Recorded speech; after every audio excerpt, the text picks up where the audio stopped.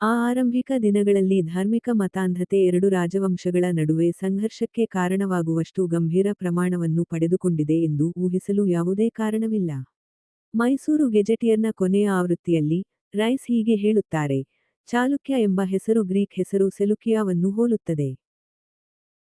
ಮತ್ತು ಪಲ್ಲವರು ನಿಜವಾಗಿಯೂ ಪಾರ್ಥಿಯನ್ ಸಂಪರ್ಕದವರಾಗಿದ್ದರೆ, ಅವರ ಹೆಸರೇ ಸೂಚಿಸುವಂತೆ, ಅವರಿಬ್ಬರ ನಡುವೆ ಅಸ್ತಿತ್ವದಲ್ಲಿತ್ತು ಎಂದು ಶಾಸನಗಳು ಒಪ್ಪಿಕೊಳ್ಳುವ ತೀವ್ರ ದ್ವೇಷದ ಬಗ್ಗೆ ನಮಗೆ ಒಂದು ಸಮರ್ಥನೀಯ ವಿವರಣೆಯಿದೆ ಮತ್ತು ಅವರ ದೀರ್ಘಕಾಲದ ಹೋರಾಟವು ಟೈಗ್ರಿಸ್ ಮತ್ತು ಯೂಫ್ರೆಟಿಸ್ ದಡದಲ್ಲಿರುವ ಸೆಲುಸಿಡೆ ಮತ್ತು ಅರ್ಸಾಸಿಡೆ ನಡುವಿನ ಸ್ಪರ್ಧೆಗಳ ಉತ್ತರ ಭಾಗವಾಗಿರಬಹುದು.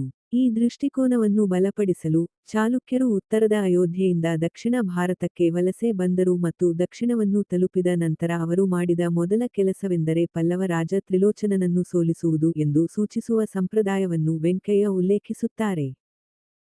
ಚಾಲುಕ್ಯರು ಮತ್ತು ಪಲ್ಲವರ ವಿದೇಶಿ ಮೂಲದ ಸಿದ್ಧಾಂತಗಳನ್ನು ಈಗ ಕೈಬಿಡಲಾಗಿದೆ ಮತ್ತು ಆದ್ದರಿಂದ ಮೆಸೊಪಟ್ಯಾಮಿಯಾದಿಂದ ದಕ್ಷಿಣ ಭಾರತಕ್ಕೆ ದ್ವೇಷವನ್ನು ವರ್ಗಾಯಿಸುವ ಸಲಹೆಯನ್ನು ಸಮರ್ಥನೀಯವಲ್ಲ ಎಂದು ತೋರುತ್ತದೆ.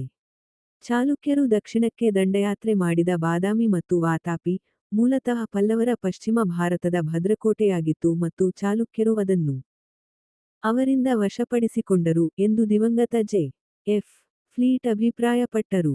ಪುಲಕೇಶಿ II ಮತ್ತು ಅವನ ಮಿತ್ರರನ್ನು ಸೋಲಿಸಿದ ನಂತರ ನರಸಿಂಹವರ್ಮನ ವಾತಾಪಿಯಲ್ಲಿ ನಿಂತಿದ್ದ ವಿಜಯ ಸ್ತಂಭವನ್ನು ಅವರಿಂದ ತೆಗೆದುಕೊಂಡರು ಎಂದು ವೇಲೂರ್ಪಾಲಿಯಾಯಂ ಫಲಕಗಳು ನಮಗೆ ತಿಳಿಸುತ್ತವೆ. ಈ ಆಧಾರದ ಮೇಲೆ ಕೃಷ್ಣ ಶಾಸ್ತ್ರಿಯವರು ವಿಜಯ ಸ್ತಂಭವನ್ನು ನರಸಿಂಹವರ್ಮನ್ನ ಪೂರ್ವಜರಲ್ಲಿ ಒಬ್ಬರು ಅಲ್ಲಿ ಸ್ಥಾಪಿಸಿರುವ ಸಾಧ್ಯತೆಯಿದೆ ಎಂದು ವಾದಿಸುತ್ತಾರೆ. ಬಾದಾಮಿಯಲ್ಲಿರುವ ಒಂದು ತುಣುಕು ಶಿಲಾ ಶಾಸನವು ನರಸಿಂಹವರ್ಮನ ಭಾವಿಸಿದ ವಾತಾಪಿಕೊಂಡ ಮತ್ತು ವಿಜಯ ಸ್ತಂಭವನ್ನು ಉಲ್ಲೇಖಿಸುತ್ತದೆ. ಈ ದಾಖಲೆಯಿಂದ ಫ್ಲೀಟ್ ವಾತಾಪಿಯನ್ನು ಪಶ್ಚಿಮ ಚಾಲುಕ್ಯರಿಂದ ಪಲ್ಲವರು ತಾತ್ಕಾಲಿಕವಾಗಿ ತೆಗೆದುಕೊಂಡರು ಎಂದು ತೀರ್ಮಾನಿಸುತ್ತಾರೆ. ಈ ಸಂಗತಿಗಳ ವಿಶ್ಲೇಷಣೆಯು ಪಲ್ಲವರು ಮೂಲತಃ ವಾತಾಪಿಯಲ್ಲಿ ನೆಲೆಸಿದ್ದರು ಮತ್ತು ಇಲ್ಲಿಂದ ಅವರನ್ನು ದಕ್ಷಿಣಕ್ಕೆ ಓಡಿಸಲಾಯಿತು ಎಂದು ತೋರಿಸುತ್ತದೆ. ಅವರು ತಮ್ಮ ಹೊಸ ಮನೆಯಲ್ಲಿ ಚೆನ್ನಾಗಿ ನೆಲೆಸಿದ ನಂತರ, ಅವರು ಕಳೆದುಹೋದ ಉತ್ತರದ ರಾಜಧಾನಿ ಮತ್ತು ಪ್ರದೇಶವನ್ನು ಮರಳಿ ಪಡೆಯಲು ದಂಡಯಾತ್ರೆಯ ಸರಣಿಯನ್ನು ಪ್ರಾರಂಭಿಸಿದರು. 33 ಯಾವುದೇ ನಿರ್ದಿಷ್ಟ ಮಾಹಿತಿಯ ಅನುಪಸ್ಥಿತಿಯಲ್ಲಿ ಈ ಸಲಹೆಯು ಖಚಿತವಾಗಿಲ್ಲದಿದ್ದರೂ ಹೆಚ್ಚು ಸಮರ್ಥನೀಯವೆಂದು ತೋರುತ್ತದೆ. ಪುಲಕೇಶಿ II ರ ಆಳ್ವಿಕೆಯಲ್ಲಿ ಆನುವಂಶಿಕ ಹೋರಾಟ ಪ್ರಾರಂಭವಾಯಿತು.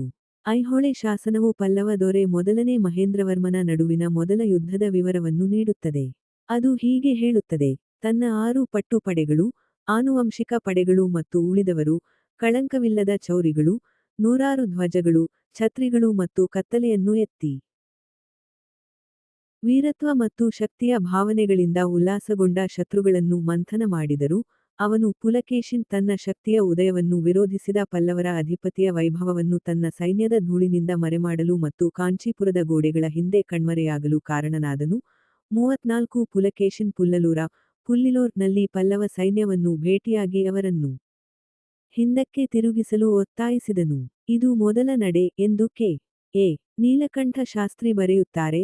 ದಕ್ಷಿಣ ಭಾರತದ ಇತಿಹಾಸದಲ್ಲಿ ಅತ್ಯಂತ ನಿರಂತರ ಸಂಘರ್ಷಗಳಲ್ಲಿ ಒಂದಾಗಿ ಬೆಳೆಯಲು ಪ್ರಾರಂಭಿಸಿದರು. ಕರ್ನಾಟಕದಲ್ಲಿ ಕೇಂದ್ರೀಕೃತವಾಗಿರುವ ಮತ್ತು ತಮಿಳು ದೇಶದಲ್ಲಿ ಕೇಂದ್ರೀಕೃತವಾಗಿರುವ ರಾಜ್ಯಗಳು ಪರಸ್ಪರ ಸಹಿಷ್ಣುತೆ ತೋರಿಸಬಾರದು.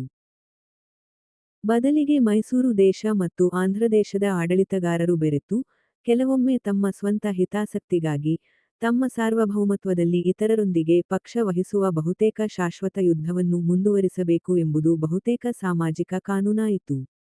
35. ಈ ಮಿಲಿಟರಿ ಚಟುವಟಿಕೆಗಳ ನಂತರ, ಪುಲಕೇಶಿನ್ ತನ್ನ ರಾಜಧಾನಿ ಬಾದಾಮಿಗೆ ವಿಜಯಶಾಲಿಯಾಗಿ ಹಿಂದಿರುಗಿದನು ಮತ್ತು ಶಾಂತಿಯಿಂದ ಆಳ್ವಿಕೆ ನಡೆಸಿದನು. ಪುಲಕೇಶಿನ್ II ಈಗ ತನ್ನ ಅಧಿಕಾರದ ಉತ್ತುಂಗದಲ್ಲಿದ್ದನು. ಭಾರತದ ಮಿತಿಗಳನ್ನು ದಾಟಿ ಪರ್ಷಿಯಾದವರೆಗೆ ಹರಡಿದನು. ಅವನ ಖ್ಯಾತಿಯು ಪರ್ಷಿಯಾದ ಖುಸ್ರು II ಪುಲಕೇಶಿನ್ನಿಂದ ಪತ್ರಗಳು ಮತ್ತು ಉಡುಗೊರೆಗಳನ್ನು ಹೊತ್ತ ರಾಯಭಾರ ಕಚೇರಿಯನ್ನು ಪಡೆದನು. ಪರ್ಷಿಯಾ ಮತ್ತು ಭಾರತದ ನಡುವಿನ ಈ ಅಸಾಮಾನ್ಯ ರಾಜಕೀಯ ಸಂಬಂಧಗಳನ್ನು ಅಜಂತಾದ ಗುಹೆಯರಲ್ಲಿನ ದೃಶ್ಯದಲ್ಲಿ ಪ್ರತಿನಿಧಿಸಲಾಗಿದೆ. ಯೌನ್ ಶ್ವಾಂಗ್ ಅವರ ಖಾತೆಗಳು ಕ್ರಿ. ಶ. 641 ರ ಸುಮಾರಿಗೆ ಕರ್ನಾಟಕದ ಮೂಲಕ ಹಾದುಹೋದ ಚೀನೀ ಪ್ರಯಾಣಿಕ ಯೌನ್ ಶ್ವಾಂಗ್, ಆ ದೇಶದ ಸಂಸ್ಕೃತಿಯನ್ನು ವಿವರಿಸುತ್ತಾನೆ. ಯಾತ್ರಿಕರ ಪ್ರಕಾರ, ಬನವಾಸಿಯಲ್ಲಿ ಮಹಾಯಾನ ಮತ್ತು ಹೀನಯಾನ ಎರಡೂ ಪಂಗಡಗಳ 100ಕ್ಕೂ ಹೆಚ್ಚು ಸಂಗರಾಮರು ಇದ್ದರು. ಅವರು ಅಶೋಕರಾಜ ನಿರ್ಮಿಸಿದ ಸ್ತೂಪವನ್ನು ಸಹ ಉಲ್ಲೇಖಿಸುತ್ತಾರೆ. ಕಾಡಿನ ಮೂಲಕ ಉತ್ತರಕ್ಕೆ ಹೋಗಿ ಅವರು ಮಹಾರಾಷ್ಟ್ರಕ್ಕೆ ಬಂದರು. ಅದರ ರಾಜ ಕ್ಷತ್ರಿಯ ಜಾತಿಯ ಪುಲೋಕಶಿಲೆ ಮತ್ತು ಅವರ ಪ್ರಭಾವವು ತುಂಬಾ ವಿಶಾಲವಾಗಿತ್ತು. ಶಿಲಾದಿತ್ಯ ಮಹಾರಾಜನು ಭಾರತದ ಎಲ್ಲಾ ಭಾಗಗಳಿಂದ ಸೈನ್ಯದೊಂದಿಗೆ ಈ ಜನರನ್ನು ನಿಗ್ರಹಿಸಲು ಪ್ರಯತ್ನಿಸಿದನು, ಆದರೆ ಅವರನ್ನು ವಶಪಡಿಸಿಕೊಳ್ಳಲು ಸಾಧ್ಯವಾಗಲಿಲ್ಲ. ಕರ್ನಾಟಕದ ಜನರ ಬಗ್ಗೆ ಯಾತ್ರಿಕರು ಹೀಗೆ ಹೇಳಿದರು: ನಿವಾಸಿಗಳು ಹೆಮ್ಮೆಯ ಮನೋಭಾವದವರು ಮತ್ತು ಯುದ್ಧೋಚಿತರು, ಕೃಪೆಗೆ ಕೃತಜ್ಞರಾಗಿದ್ದರು ಮತ್ತು ತಪ್ಪುಗಳಿಗೆ ಸೇಡು ತೀರಿಸಿಕೊಳ್ಳುತ್ತಿದ್ದರು, ಸಂಕಷ್ಟದಲ್ಲಿರುವ ಯಾಚಕರ ಕಡೆಗೆ ಸ್ವಯಂ ತ್ಯಾಗ ಮಾಡುತ್ತಿದ್ದರು ಮತ್ತು ಅವರನ್ನು ಅವಮಾನಕರವಾಗಿ ನಡೆಸಿಕೊಂಡ ಯಾರೊಂದಿಗಾದರೂ ಸಾವಿಗೆ ಬಲಿಯಾಗುತ್ತಿದ್ದರು. ಅವರ ಸಮರವೀರರು ಸಂಘರ್ಷಕ್ಕೆ ಇಳಿದರು, ಮತ್ತು ಅವರ ಯುದ್ಧ ಆನೆಗಳನ್ನು ಸಹ ಯುದ್ಧಕ್ಕೆ ಮುನ್ನ ಕುಡಿಸಲಾಯಿತು.